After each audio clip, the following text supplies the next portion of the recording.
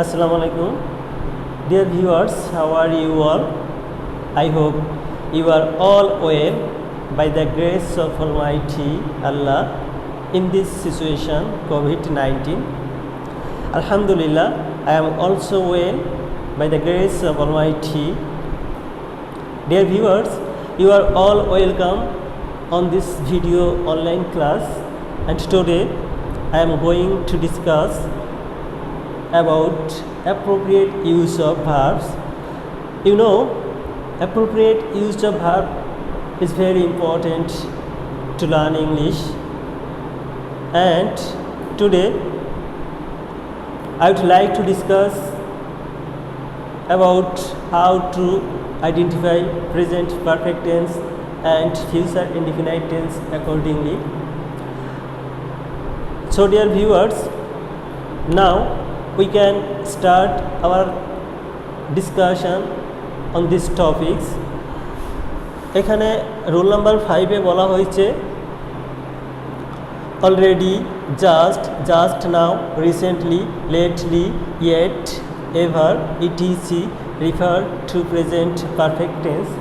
Dear viewers, আমি আবারও বলি, এখানে বলা হয়েছে already, just now, recent, lately, yet, ever, etc refer to present perfect tense. That means if you find these words, if you find one of these words in a sentence, the sentence should be turned into present perfect tense. That means when you will find this one of this word in a sentence, you must think that the sentence will be in present perfect tense, and in that case you have to follow the structure of present perfect tense. The structure is that at first you have to maintain subject, then have, has, and then verb, past participle. Dear viewers, আমি এটা বলতে চাই যে যদি কোনো সেন্টেন্সে এই ওয়ার্ডগুলোর কোনো একটি থাকে, তাহলে আমাদেরকে বুঝতে হবে যে সেন্টেন্সটা আমাদেরকে প্রেজেন্ট পারফেক্ট টেন্সের নির্দেশ করছে, এবং যখনই প্রেজেন্ট পারফেক্ট টেন্সের কথা নির্দেশ করছে তখন আমরা অবশ্যই প্রেজেন্ট পারফেক্ট টেন্সের স্ট্রাকচারটা ফলো করতে হবে। আমাদেরকে সাবজেক্টের পরে হ্যাভ, হ্যাজ লিখতে হবে এবং ভার্বের পাস্ট পার্টিসিপল লিখতে হবে। ডিয়ার ভিউয়ার্স, এটাই ছিল আমাদের ফর্মুলা 5। আমি আবারও বলি, যদি আমরা কখনো সেন্টেন্সে এই শব্দগুলোর মধ্যে যে কোনো একটা শব্দকে আমরা দেখি, তাহলে আমরা বুঝে নেব যে এই সেন্টেন্সটা প্রেজেন্ট পারফেক্ট টেন্সে হবে। সেই ক্ষেত্রে আমাদের এই স্ট্রাকচারটা অনুসরণ করতে হবে। Here 3 examples for you. The first example is I already forget his name. এখানে বলা হয়েছে I already forget his name. একটু খেয়াল করো, এখানে অলরেডি আছে। তো আমরা এটা জানি যে অলরেডিটা সাধারণত প্রেজেন্ট পারফেক্ট টেন্সকে রিফার করে, আর যেহেতু এটা প্রেজেন্ট পারফেক্ট টেন্সকে রিফার করে, সেজন্য আমাদের স্ট্রাকচার অনুযায়ী প্রথমে সাবজেক্ট যেটা আমাদের দেওয়া আছে, তারপরে আমাদের লিখতে হবে হ্যাভ অথবা হ্যাজ। এখানে আমি একটু বলে নিই যে আমরা কোথায় হ্যাভ লিখব আর কোথায় আমরা হ্যাজ লিখব। আমি বলি, যখন দেখব subject third person singular number, তাহলে আমরা হ্যাজ লিখব, অন্যথায় আমরা হ্যাভ লিখব। যদি আমরা প্রুভ করতে পারি যে সাবজেক্টটা থার্ড পারসন সিঙ্গুলার নাম্বার, তাহলে আমরা হ্যাজ লিখব, না হলে আমরা হ্যাভ লিখব। এখন আমরা প্রশ্ন করি যে সাবজেক্টটা সেটা কি থার্ড পারসন? প্রথমবারেই উত্তর আসে না, এটা থার্ড পারসন না। তাহলে আর কিছু চিন্তা করার দরকার নেই, আমাদের এখানে হ্যাভ হবে। যেহেতু এটা সাবজেক্ট থার্ড পারসন সিঙ্গুলার না, সেজন্য আমরা হ্যাভ লিখছি, এবং অলরেডি থাকলে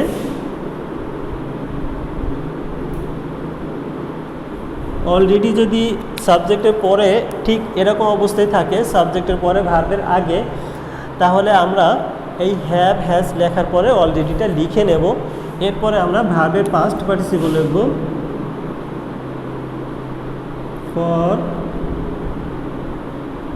গটেন। ডিয়ার ভিউয়ার্স, এখানে তোমরা দেখতে পাচ্ছ যে আমরা সাবজেক্টটা মেনটেন করছি, তারপরে টেন্স অনুসারে আমরা হ্যাভ অথবা হ্যাজ লিখছি। আমরা সাবজেক্টটা হ্যাভ অথবা হ্যাজ লিখতে গেলে অবশ্যই সাবজেক্ট অনুসারে লিখতে হবে। এজন্য আমরা সাবজেক্টের পরে আমরা কি লিখছি? হ্যাভ লিখছি, এবং অলরেডি থাকলে বলছি হ্যাভ হ্যাজের পরেই অলরেডিটা লিখে নেব, সেজন্য আমরা অলরেডি লিখছি। এবং এই যে ভার্ব পাস্ট পার্টিসিপল অর্থাৎ এই ভার্বের past participle form forget, forgot, forgotten. তাহলে আমাদের উত্তর হয়েছে কি I have already forgotten his name. Dear viewers, এটা ছিল আমাদের example number 1 and now I would like to explain example 2. Example 2 তে বলা হয়েছে he left the place just now. If you read the sentence again, the sentence is he left the place just now. You will find here the word just now. Just now means এই মাত্র। এই just নাওটা আমাদেরকে রিফার করে to make a present perfect tense. সেজন্য আমাদের সেন্টেন্সটা কী হবে? প্রেজেন্ট পারফেক্ট টেন্স হবে। আর প্রেজেন্ট পারফেক্ট টেন্স হওয়ার মানেই হলো প্রেজেন্ট পারফেক্ট টেন্সের স্ট্রাকচার অনুসরণ করা। তো আমাদের এখানে দেখতে হবে আমাদের সাবজেক্ট আছে কি হি। তো যেহেতু আমাদের সাবজেক্ট আছে হি, সেজন্য আমরা এই উত্তরটা একটু মুছে দিয়ে নিই।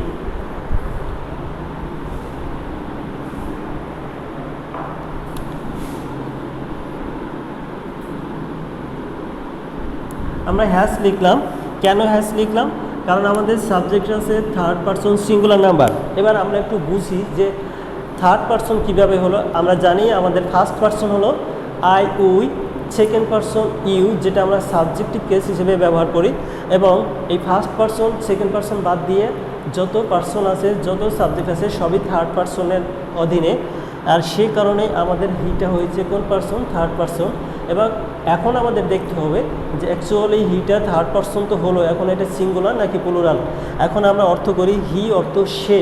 এই সে বলতে সাধারণত একজন মানুষকে বোঝায়, যার কারণে এটা সিঙ্গুলার নাম্বার। আর যেহেতু এখন প্রমাণ হয়ে গেছে যে এটা থার্ড পারসন সিঙ্গুলার নাম্বার, সেহেতু আমরা হ্যাভ না লিখে এখন কি লিখবো? হ্যাজ লিখবো। এবার তাহলে আমরা সাবজেক্টের পরে হ্যাভ অথবা হ্যাজ লিখলাম। পরে আমাদের লিখতে হবে ভার্বের পাস্ট পার্টিসিপল, অর্থাৎ এখানে যে ভার্বটা আছে তার পাস্ট পার্টিসিপল, সেটা হলো লিভ, লেফট। তাহলে আমাদের উত্তর হলো he has left the place just now. Dear viewers, here is the example number 3, that is my brother not write the letter yet. এই সেন্টেন্সটা যদি আমরা পড়ি তাহলে দেখা যাচ্ছে আমরা এখানে একটা শব্দ পাচ্ছি, সেটা হলো ইয়েট। এবং আমরা জানি যদি কোনো সেন্টেন্সে ইয়েট থাকে, যেটা আমাদের এখানে আছে, যদি কোনো সেন্টেন্সে ইয়েট থাকে তাহলে কিন্তু সেটা প্রেজেন্ট পারফেক্ট টেন্সে হয় এবং পারফেক্ট টেন্সের গঠন অনুসরণ করে কিন্তু লিখতে হয়। যেমন মাই ব্রাদার, এরপরে এখানে একটা নতুন জিনিস আসছে দেখিনি, সেটা হলো ব্র্যাকেটে একটা নট দেওয়া আছে। তো আমি এই ক্ষেত্রে আমার ভিউয়ারদেরকে বলবো যে নট কোনো ব্যাপার না, নট ইজ নট ম্যাটার, এটা কোনো ব্যাপার না। আমরা প্রেজেন্ট পারফেক্ট টেন্স অনুসরণ করে লিখব। এবং আমরা যদি প্রেজেন্ট পারফেক্ট টেন্সের স্ট্রাকচারটা দেখি তাহলে আমরা দেখব এখানে একটা অক্সিলারি ভার্ব হ্যাভ অথবা হ্যাজ আসে। যখনই আমরা আমাদের হ্যাভ অথবা হ্যাজ থাকবে, আর নটের ক্ষেত্রে আমরা কি করব? হ্যাভ হ্যাজ লেখার পরে নটটা জাস্ট লিখে দেব, ঠিক আছে? হ্যাভ হ্যাজের পরে আমরা নটটা বসিয়ে দেবো, এটা কোনো ব্যাপার না। এই জন্য নট ইজ নট ম্যাটার, ঠিক আছে? তো এখানে বলা হয়েছে my brother not write the letter yet, না? তাহলে আমরা এটা বুঝতে পারছি যে ইয়েট থাকার কারণে এটা প্রেজেন্ট পারফেক্ট টেন্স, সেহেতু আমাদেরকে সাবজেক্টের পরে একটা হ্যাভ অথবা হ্যাজ লিখতে হবে। এখন প্রশ্ন হলো যে আমরা এখানে হ্যাভ লিখব নাকি হ্যাজ লিখব? আসি। মাই ব্রাদার এটা থার্ড পারসন, কেননা first person I, we, second person you, এবং বাকি যা কিছু আছে সবই থার্ড পারসন, সেহেতু মাই ব্রাদারটা থার্ড পারসন। এবার বলি যে মাই ব্রাদার এটা কয়জন? অবশ্যই ব্রাদার্স লেখা নেই, থাকলে বুঝতাম অনেক। যেহেতু এখানে ব্রাদার লেখা আছে, বুঝতে হবে এখানে একজন ভাইয়ের কথা বলা হচ্ছে, সেজন্য আমরা বলবো যে এখানে মাই ব্রাদারটা থার্ড পারসন সিঙ্গুলার নাম্বার, সেজন্য আমরা এখানে হ্যাজ লিখব। হ্যাজ লেখার পরেই আমরা নটটা লিখে নেব। Not is not matter, not is not problem. তাহলে আমরা কি লিখলাম? হ্যাজের পরে নটটা লিখে নিলাম। এবার আমাদের গঠন অনুযায়ী ভার্বের পাস্ট পার্টিসিপল লিখতে হবে, সেটা right, রোট, written.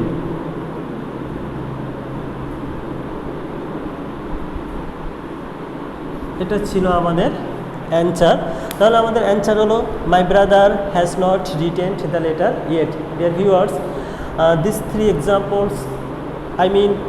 examples are enough to make you understand and if you practice after my example, if you make practice, then your conception will be clear. So এখন তোমাদের যেটা কাজ সেটা হলো তোমাদের প্র্যাকটিস যে তিনটে সেন্টেন্স দেওয়া আছে এই তিনটে সুন্দরভাবে বুঝে বুঝে লিখতে পারা। তো আমি সেন্টেন্সগুলো একবার বলে দিই। এখানে প্র্যাকটিস নাম্বার 1 বলা হয়েছে they visit the place recently. এখানে আমাদেরকে ভাবতে হবে যে কোনো নির্দেশক চিহ্ন আছে কি না। অবশ্যই আমরা খুঁজলে পাবো এবং সেই নির্দেশক চিহ্ন অনুসারে আমরা এখানে রাইট ফর্মাল ভার্ব লিখব। প্র্যাকটিস নাম্বার 2তে বলা হয়েছে হি কাম হেয়ার জাস্ট নাও। এখানেও আমাদের একটা নির্দেশক চিহ্ন আছে, আমরা সেটা অনুসারে লিখব। Number 3 we reach the station lately. আমরা দেরিতে স্টেশনে পৌঁছলাম, তো এখানে পৌঁছেছি। তো এখানে 3টা বাক্য আছে যেটা তোমাদেরকে প্র্যাকটিস করতে হবে ভিউয়ার্স। আমি আবারও বলি, আমার রাইট ফর্ম ভার্বে হয়তোবা আমি খুব সংক্ষিপ্তভাবে আলোচনা করছি, তবে হ্যাঁ প্রত্যেকটা ক্লাস যদি ফলো করা হয় তাহলে অবশ্যই ধীরে ধীরে হলেও কোনো এক সময় দেখা যাচ্ছে কি আমাদের রাইট ফর্ম অফ ভার্বের মানে অ্যাপ্রোপ্রিয়েট ইউজটা সম্পূর্ণভাবে ক্লিয়ার হয়ে যাবে। ডিয়ার ভিউয়ার্স, এটা ছিল আমাদের প্রেজেন্ট পারফেক্ট টেন্স চেনার উপায়, যেভাবে আমরা প্রেজেন্ট পারফেক্ট টেন্স চিনতে পারবো এবং প্রেজেন্ট পারফেক্ট টেন্সকে কীভাবে লিখতে হয় সেটাও আমরা এখান থেকে শিখলাম। এখন আমি আসবো ফিউচার ইনডিফিনাইট টেন্স নিয়ে, যে how to identify the future indefinite tense and how to use properly the right form of verb in future indefinite tense. So dear viewers, এটা আমরা এখানেই শেষ করছি এবং এখনই আমরা যেটা আলোচনা করব সেটা হলো future indefinite tense. Dear viewers, এখানে রুল 6-এ বলা হয়েছে tomorrow, the day after tomorrow, next time, in future, etc refer to future indefinite tense. এর অর্থ হলো যদি কোনো সেন্টেন্সে এই শব্দগুলোর কোনো একটি থাকে তাহলে বুঝতে হবে এটা একটা ফিউচার ইনডিফিনাইট টেন্স এবং ফিউচার ইনডিফিনাইট টেন্সের স্ট্রাকচার অনুসারে লিখতে হবে। এখানে স্ট্রাকচারটা হলো এরকম, সাবজেক্টের পরে শ্যাল উইল লিখতে হবে এবং ভার্বের প্রেজেন্ট ফর্ম লিখতে হবে। That means if you find one of this word in a sentence, then you have to make this sentence into future indefinite tense, and if you want to make any sentence in future indefinite tense you must have knowledge about the structure of future indefinite tense. So dear viewers, here is the structure, that is at first you have to maintain subject, then you have to write shall or will, then you have to use verb present form. In case of shall and will, you have to remember that you should write shall just after first person, that is I and we. After first person you can write shall, you can use shall, but without first person you must use will as an auxiliary verb in future indefinite tense. So dear viewers, এটাই ছিল আমাদের structure. তো আমাদের এখানে 3টা example আছে, তো এই 3টা এক্সাম্পলের নাম্বার ফার্স্ট সেটা হলো tomorrow my brother go to Dhaka. এখানে একটু খেয়াল করো, এখানে টুমোরো আছে, এই টুমোরো থাকার কারণে আমাদেরকে বুঝতে হবে যে সেন্টেন্সটা future indefinite tense. Okay dear viewers, তো যেহেতু টুমোরো আছে আর আমরা জানি যে কোনো সেন্টেন্সে টুমোরো থাকলে সেটা ফিউচার ইনডিফিনাইট টেন্স হয়, এর জন্য আমাদেরকে কী করতে হবে, ফিউচার ইনডিফিনাইট টেন্সে লিখতে হবে।